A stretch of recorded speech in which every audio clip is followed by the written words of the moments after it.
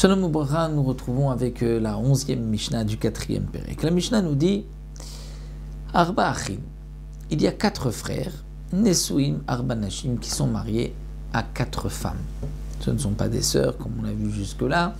Donc un cas tout simple, 4 frères mariés, mais les 4 sont décédés sans laisser d'enfants. Donc il y a maintenant 4 mitzvot de Yiboum. Qui va accomplir la mitzvah du Yiboum? Est-ce qu'un seul frère peut épouser les 4 et accomplir la mitzvah du Yiboum? À l'époque, un homme pouvait se marier avec plusieurs femmes. Donc, la Mishnah nous dit 4 frères mariés à 4 femmes, va mettre où ils sont morts. Im ratza agadol shebem liyabev kulam reshut biyado. Si le plus grand des frères veut lui accomplir la mitzvah du Yiboum avec toutes les femmes, il va en prendre 4, il a le droit. Il peut prendre les 4. Un autre dit, un homme est marié à 2 femmes et il décède sans laisser d'enfants.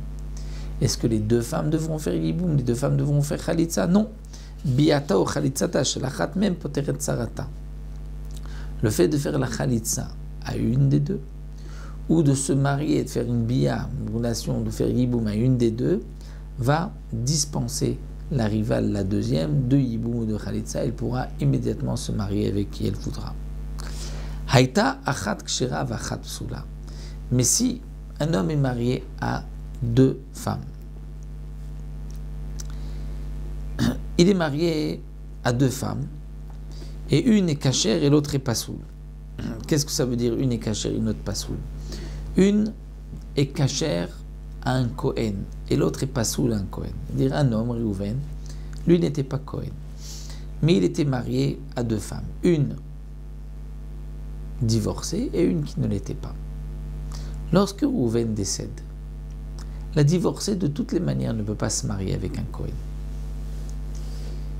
L'autre peut se marier avec un Kohen puisqu'elle est veuve maintenant, une veuve peut se marier avec un Kohen. Si on lui fait Khalitsa à celle qui n'était pas divorcée, elle va être dorénavant Khaloutsa, elle ne pourra pas se marier avec un Kohen. Donc la Mishnah nous dit, il vaut mieux, si tu fais Khalitsa, fais Khalitsa à celle qui de toutes les manières est interdite à un Kohen, à celle qui était divorcée. De cette manière, la deuxième femme, qui elle n'était pas divorcée, n'était pas jusque-là interdite à un Kohen, ne fera pas Khalitsa, puisque dès qu'on fait à une femme, l'autre est dispensée automatiquement et de Yiboum de Khalitsa, et elle pourra se marier avec un Kohen. Donc il vaut mieux lui laisser cette chance, cette possibilité de se marier avec un Kohen. Donc s'il fait Khalitsa, il vaut mieux faire Khalitsa à celle qui est psoula qu'à celle qui est divorcée. Mais s'il fait Yiboum, il vaut mieux faire Yiboum l'akshera, c'est-à-dire, non pas qu'il vaut mieux, nous explique le Mefarshim, mais il a le droit même de faire Yiboum à celle qui est kshera, parce que en faisant le Yiboum, donc il ne l'interdit pas, il ne change pas de statut.